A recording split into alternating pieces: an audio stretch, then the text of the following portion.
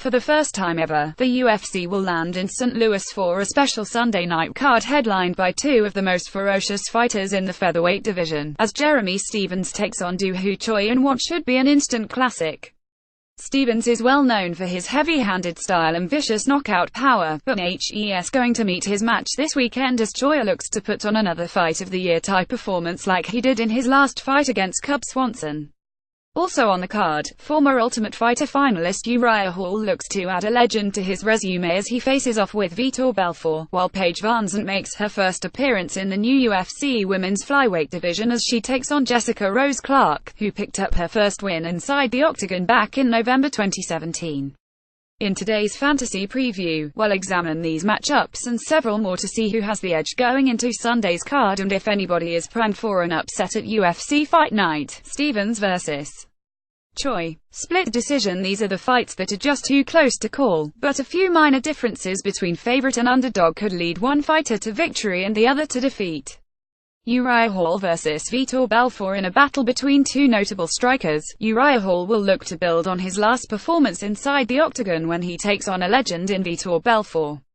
Hall has certainly dealt with his fair share of ups and downs in the UFC, but he still remains one of the most skilled stand-up fighters on the roster, one who has knockout power at any range and has shown incredible heart in the past to gut through tough moments. Hall's most recent losses have only come to elite fighters in the middleweight division, including a defeat at the hands of current champion Robert Whittaker. Hall seemingly feasts on any fighter outside the top 15, and that's what he'll try to do against Belfort, who has been on a rollercoaster ride of his own lately. Belfort is coming off a win in his last fight, where he battled back and forth in a grueling affair with recently retired UFC veteran Nate Marquardt. Belfort is still dangerous with his knockout power, but he's not quite the same speed demon he was several years ago, when he was tearing through the best middleweights in the world. Still, Belfort packs a serious punch and he showed a better ability to avoid damage in his last fight, which will be crucial for his matchup against Hall. Belfort cannot allow Hall to dictate the pace in this fight or he could be in trouble early. Hall is most dangerous when he's allowed to set his feet and begin throwing combinations at his own leisure as opposed to competing against those fighters who put pressure on him early and never allow him to get comfortable on his feet. Belfort has to close the distance and then make Hall work for every single shot he lands from the outside. Of course, that's easier said than done, and while Hall does get tentative from time to time, he's also very good at seeing an opening and exploiting it during a fight. Belfort's defense has been a problem in recent fights and that could be his undoing in this matchup as well. Hall just has to show patience while also being willing to engage because he can't just wait for Belfort to attack before he launches his best defensive output. More from St. Louis. Hall embraces in a badass. Reasons to watch. Explosive main event set for Sunday night. 3 fighters on the rise. Free fight. Choi vs. Swanson. Prediction: Uriah Hall by TKO. Round 2. Paige VanZant vs. Jessica Rose Clark. Following a loss in her last fight and a brutal weight cut to boot, Paige VanZant will test the waters in the new 125-pound women's division where she will make her debut this weekend against Jessica Rose Clark. The book on VanZant is well known from her numerous fights inside the octagon.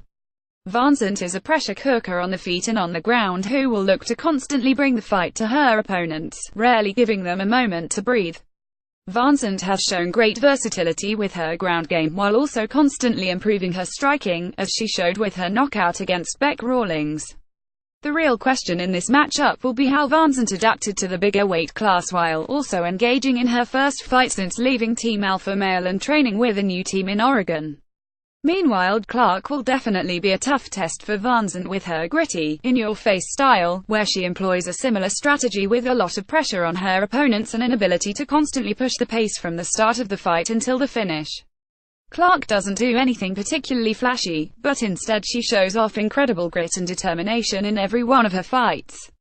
Plus, Clark got those infamous octagon jitters out of the way in her last fight, so she'll be ready to go for this main card matchup on Sunday night.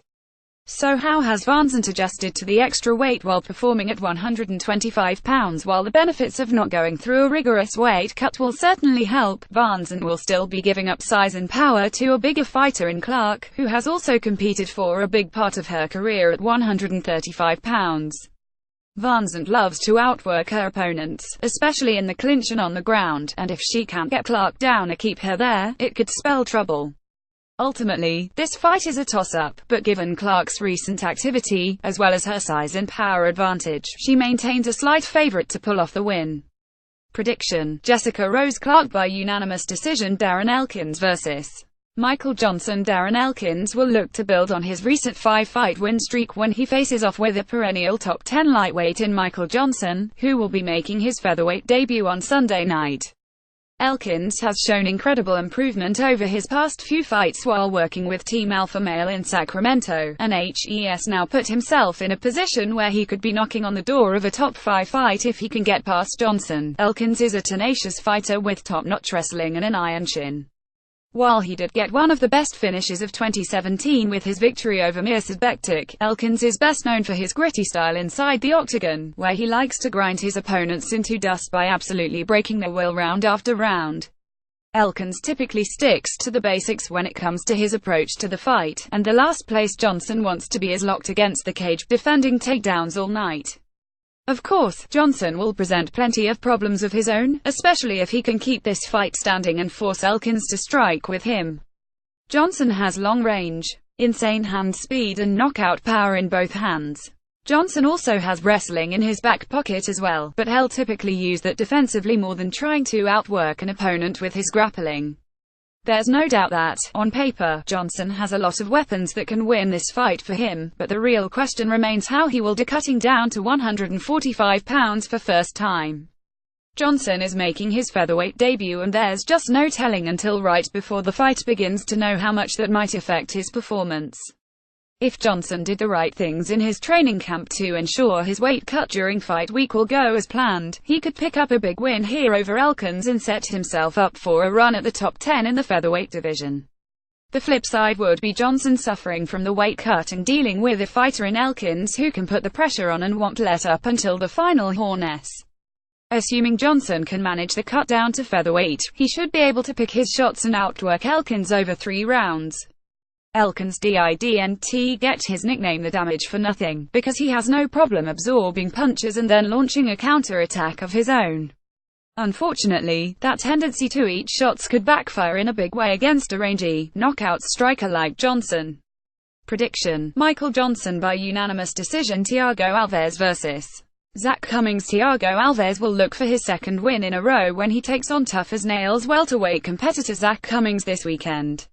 Alves is one of the most experienced fighters on the UFC roster, with a laundry list of fights against the best in the 170-pound division. Alves is a power puncher with devastating leg kicks and some of the best striking the welterweight division has ever seen. Alves has also showcased tremendous takedown defense throughout his career, and that will be a huge asset for him against a big, strong wrestler like Cummings. Cummings averages just under 1.5 takedowns per fight, but his threat of putting an opponent on the ground can sometimes open up opportunities for him over the course of 3 rounds. Cummings is a powerhouse at 170 pounds and he will also enjoy a whopping 5-inch reach advantage in this fight, so he'll need to use that to keep Alves on the end of his punches before swooping in to look for the takedown. Cummings has to know that standing on the outside and turning this fight into a kickboxing bout is dangerous considering Alves' knockout power and nasty combinations on the feet. If Alves can force Cummings to stand and trade with him, he'll look to chop the giant down round after round with his powerful leg kicks before going up high to look for the knockout shot. Alves can't underestimate Cummings' striking ability, but he also has to come after him with aggression and power to stave off those takedown attempts. If Alves is able to land with volume and accuracy at the start of the fight, then he'll set the tone for the entire 3-round affair, and with each leg kick landed, it becomes harder and harder for Cummings to plant his feet for a takedown. Over 3 rounds, that sort of attack will take its toll.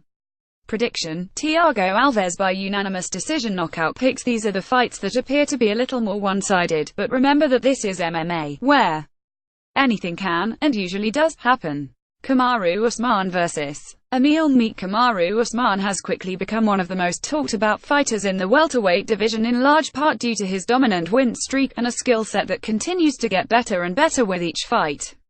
Usman comes from a wrestling background, but has shown off huge strides in his striking game, as he put on display in his last fight when he knocked out Sergio Moraes. When Usman decides to wrestle, it's nearly impossible to stop as he plants his opponents on the mat and then proceeds to dominate them until he decides to let the fight get back to the feet. That's a very dangerous fighter and part of the reason why Usman is such a heavy favorite going into his bout against Emil Meek. Now make no mistake, Meek is going to give Usman a fight, especially if he can keep this fight standing for the majority of 3 rounds. Even in the clinch, Meek could give Usman problems, as HES developed a devastating elbow strike similar to what Travis Browne did at heavyweight when he knocked out several opponents from inside the clinch when locked up against the cage. Still, Usman's relentless pressure and ability to pick his shots when it comes to whether he wants this fight standing or on the ground gives him a huge advantage. So as long as Usman doesn't make any big mistakes, he should be able to plant Meek on the mat and then maul him on the ground, where HES seemingly unstoppable with his top game. Prediction: Kamaru Usman by TKO, Round 3. Jessica Eye vs.